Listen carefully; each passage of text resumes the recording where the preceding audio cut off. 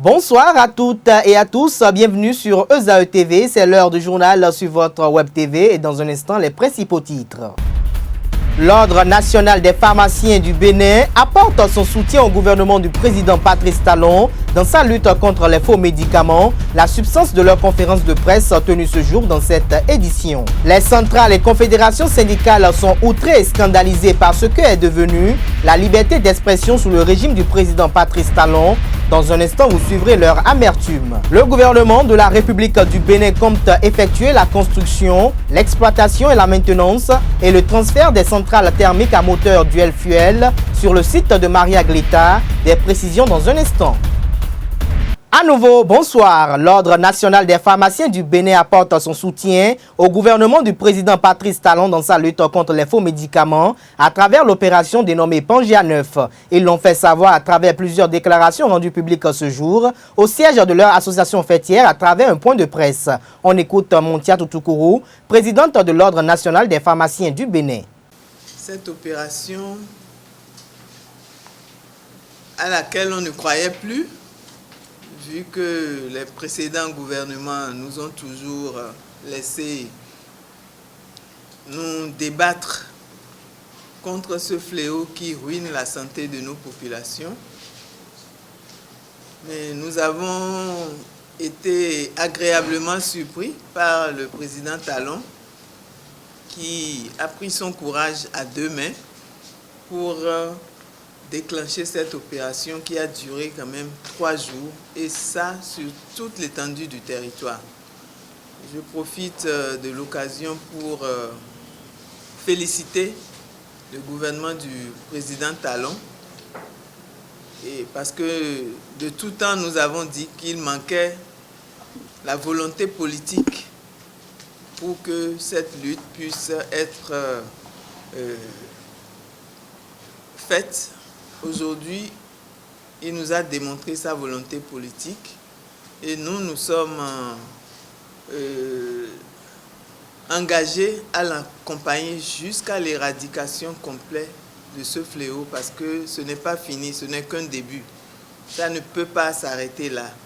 C'est un combat que nous devons mener durant tout son mandat et nous le félicitons et nous lui disons que nous sommes derrière lui pour ce combat, parce que ça va être rude. C'est une mafia, ce n'est pas de la blague, ce que nous avons dans notre pays. Il nous faut aller plus loin, aller couper les têtes de tous les serpents qui enveniment la santé de nos populations. Nous avons écouté aussi les populations. Nous voulons les rassurer que les propositions pour les soulager sont prévues et seront faites à nos autorités pour enfin rapprocher le médicament de bonne qualité et les rendre accessibles à toute la population. Le facteur prix ne peut pas être un facteur limitant.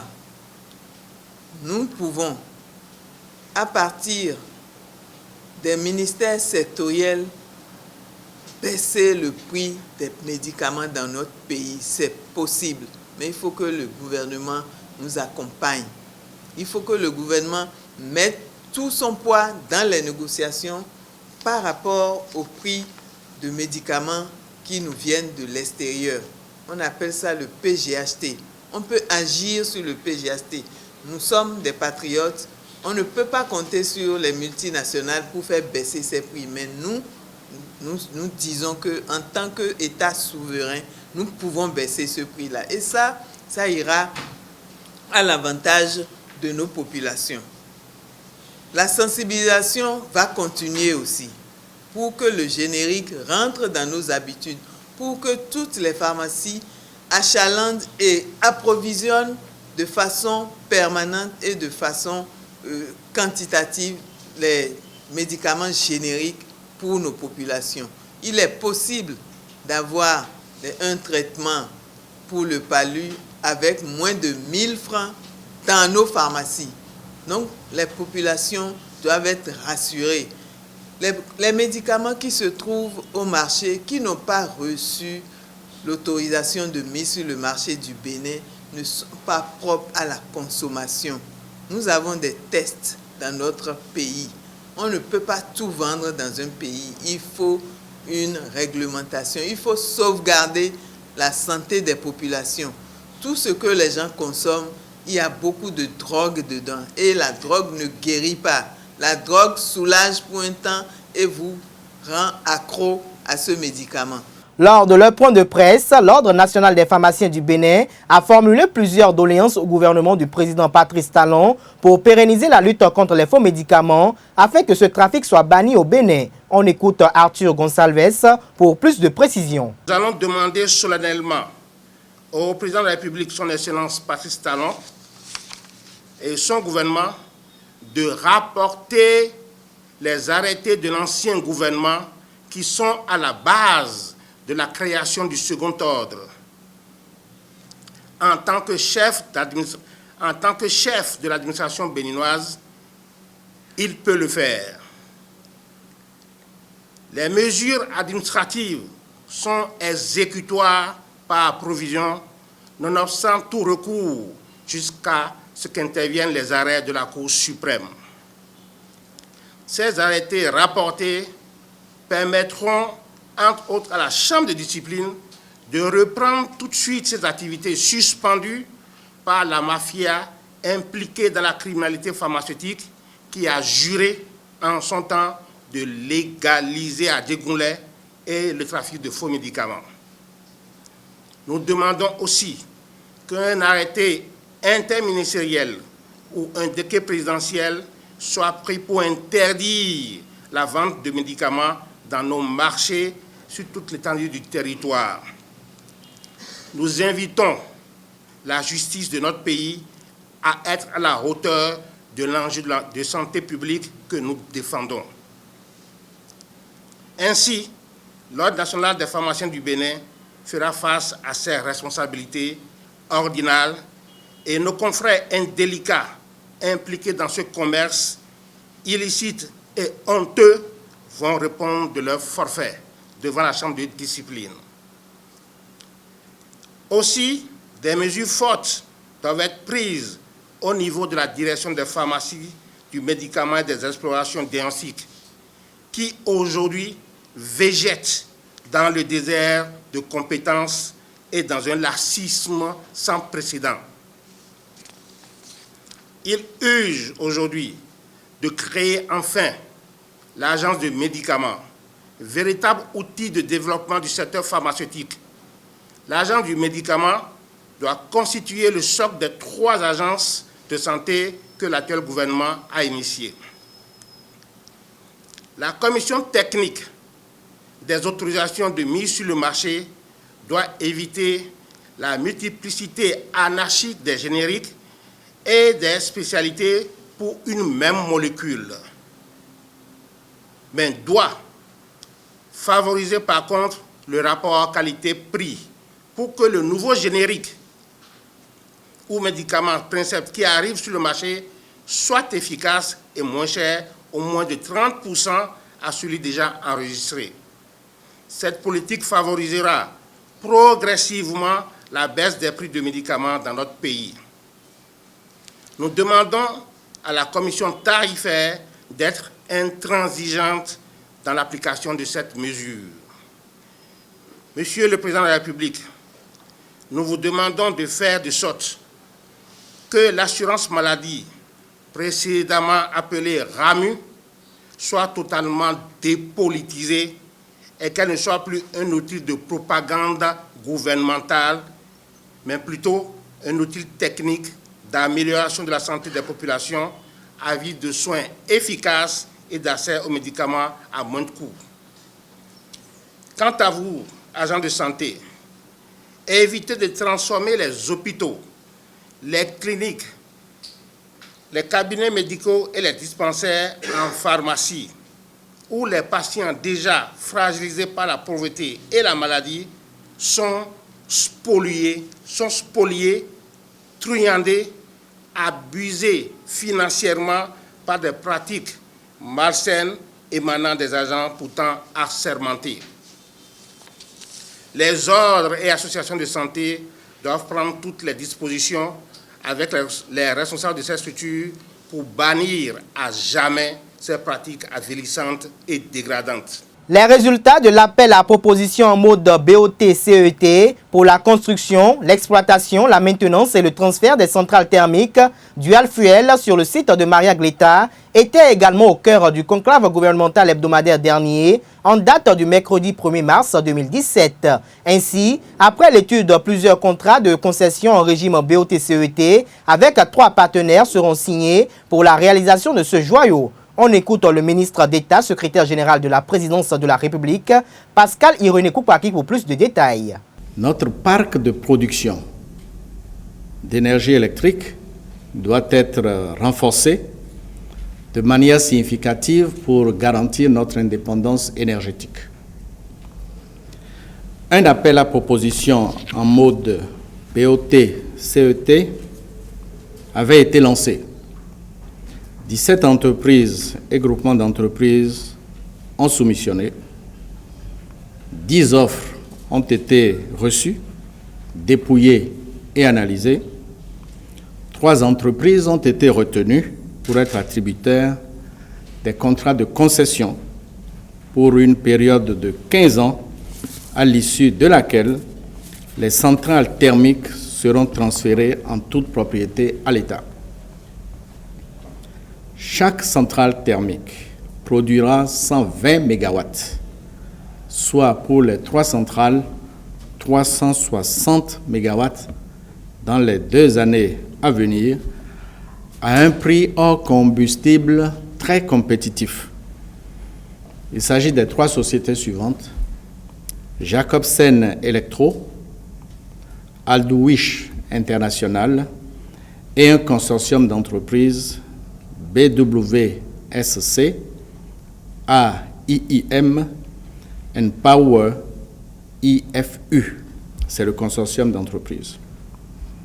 Sur une période de 15 ans, le gouvernement va réaliser une économie de dépenses dans le secteur de l'énergie électrique de plus de 200 milliards de francs CFA. Et ces ressources économisées pourront être consacrées à d'autres projets.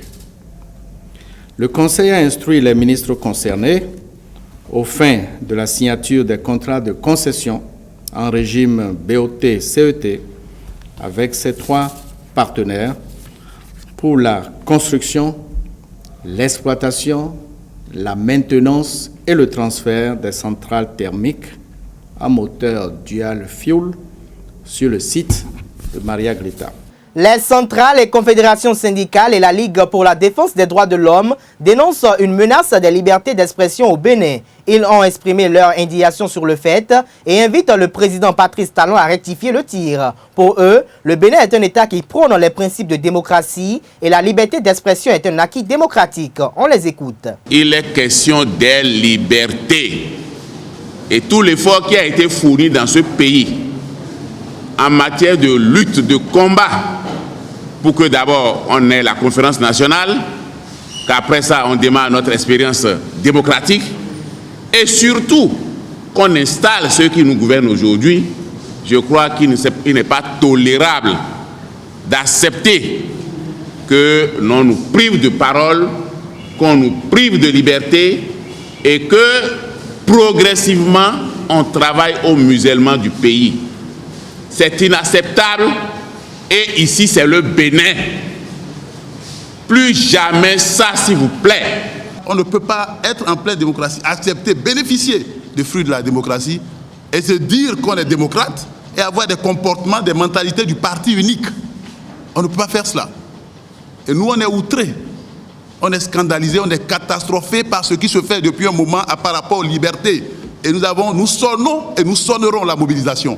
Parce que les libertés, nous ne transigerons pas là-dessus. Nous ne permettrons pas que les acquis de notre démocratie soient mis en parenthèse. Et pour ça, tous les Béninois doivent s'apprêter à se lever. Le Bénin, c'est le Bénin. Ici, c'est le Bénin. Ce n'est pas les pays où qu'on cite un exemple, Rwanda, comment on appelle, Burundi, autres. Ici, c'est le Bénin.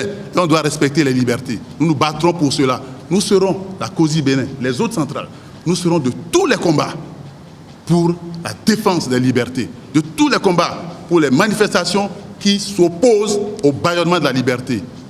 Parce que c'est pour cela, c'est cela qui fonde notre existence. Qu'il soit dit au président de la République que le Bénin ne sera jamais un État d'exception. Le Bénin ne sera jamais un État à la dimension de l'ex-URSS. Le Bénin ne sera jamais transformé en un État policier. Nous sommes béninois. Nous sommes des dignes fils de ce pays. Nous sommes issus de la conférence des forces vives de la nation. Maître Gbadja est là pour vous expliquer un peu tout ce qui s'est passé, pour qu'on en arrive là, pour que la démocratie aujourd'hui ait été retenue comme principe. Nous n'allons pas laisser le gouvernement de la rupture nous retourner en arrière. Le Bénin est un pays de liberté. Et tant qu'ils seront là, à tracer des lignes rouges invisibles pour nous empêcher de nous exprimer, ils trouveront les organisations syndicales devant eux. Ce que nous sommes en train de constater, c'est que le Bénin a entrepris sa marche à rebours. L'humanité avance, mais le président Talon et son équipe ont décidé de nous faire marcher à reculons. Non, ces gens qui nous dirigent, ils font honte. Il ne sera plus jamais question que dans notre pays, les gens récupèrent les libertés. Il ne sera plus jamais question que nous revivions ce que nous avons vu sous Kérékou I dans notre pays. Nous avons versé le sang, nous avons conquis les libertés. Ceux qui sont venus aujourd'hui n'étaient pas là quand nous étions en train de verser notre sang. Ils étaient donc dans leur salon feutré, ils se la coulaient très douce dehors. Mais est-ce que nous allons accepter que ces gens viennent nous ravir nos libertés chèrement conquises? Est-ce que vous êtes prêts à laisser un tel état de choses se produire? Les informations hors de nos frontières pour mettre un terme à cette édition informative, c'est à travers la page Inter que nous propose Scholastique Ariane Azoumon. Le président de la commission de la CEDEAO, Marcel de Souza, de passage à Paris pour les entretiens eurafricains animés par Claude Fischer-Herzog, est l'invité de Radio France Internationale. Il révèle que Yaya Jammeh ne bénéficie d'aucune immunité judiciaire de la part de la communauté internationale. Le numéro 1 de la Commission économique des États d'Afrique de l'Ouest s'exprime aussi sur la demande d'adhésion du Maroc et le blocage politique en Guinée-Bissau, pour laquelle il lance un quasi-ultimatum. En Côte d'Ivoire, le gouvernement tente toujours de canaliser les différents mouvements de grogne entraînés par la mutinerie de début janvier. Le pouvoir avait accepté de verser 12 millions de francs CFA à 3400 soldats qui s'étaient soulevés. D'autres groupes avaient ensuite revendiqué la même somme. C'est le cas des démobilisés. Ils sont en contact avec le gouvernement depuis des semaines. Ils réclament une meilleure image dans la société, la reconnaissance d'anciens grades, des postes dans les services publics, mais surtout, ils espèrent obtenir comme les mutins 12 millions chacun. Dimanche dernier, le Premier ministre a rencontré à Korogo une vingtaine de leurs représentants. Au Gabon, plusieurs soutiens de Jean Ping et bien d'autres poids lourds de l'opposition seraient sur le point d'adhérer massivement dans un petit parti de l'opposition dénommé l'Alliance pour le Nouveau Gabon. Le président de ce parti, Davin Akouré, a fait cette annonce lundi dernier au cours d'une conférence de presse à Libreville. Il a annoncé aussi que le parti tiendra un congrès extraordinaire samedi prochain pour entériner ces nouvelles adhésions. Au Tchad, après un mouvement de grève particulièrement dur de 4 mois, les syndicats du parti menaçaient de reprendre le mouvement ce mardi. Mais finalement, après un mois de suspension, la trêve sociale est prolongée d'un nouveau mois. Le gouvernement et la plateforme syndicale ont signé lundi dernier un protocole d'accord sous la supervision générale du Comité national du dialogue social. En République démocratique du Congo, 5 ans après les explosions d'un dépôt de munitions et d'armes de l'armée congolaise qui ont tué près de 3000 personnes dans le 4e Pila à l'est de Brazzaville, tous les 17 000 sans-abri n'ont toujours pas été relogés. Ils se sont plaints et appellent l'État à prendre ses responsabilités, même s'il a relogé quelques centaines d'autres sinistrés dans la banlieue nord de Brazzaville. En France, lundi 6 février dernier, François Fillon a été conforté par un resserrement d'une partie de ses rangs derrière lui. Fort des parrainages reçus par le Conseil constitutionnel constitutionnelle notamment. Il reste plus que jamais candidat à la présidentielle française. Ce mardi 7 mars, les soutiens de l'ancien président Nicolas Sarkozy se sont réunis dans un café parisien. Objectif, pousser l'ancien premier ministre à rassembler toute sa famille politique. Aux États-Unis, un nouveau décret sur l'immigration a été signé par Donald Trump lundi dernier. 6 pays sont concernés: l'Iran, la Libye, le Yémen, le Soudan, la Somalie, la Syrie. L'Irak ne fait plus partie de la liste. La Maison-Blanche, dans le texte rendu public, tente de répondre aux objections des juges qui ont bloqué la première monture de ce décret. Mesdames et messieurs, c'est sur ces informations d'ailleurs que je mets un terme à cette édition de ce mardi 7 mars 2017. Merci de nous avoir suivis. On se retrouve demain à la même heure pour le même site pour d'autres informations.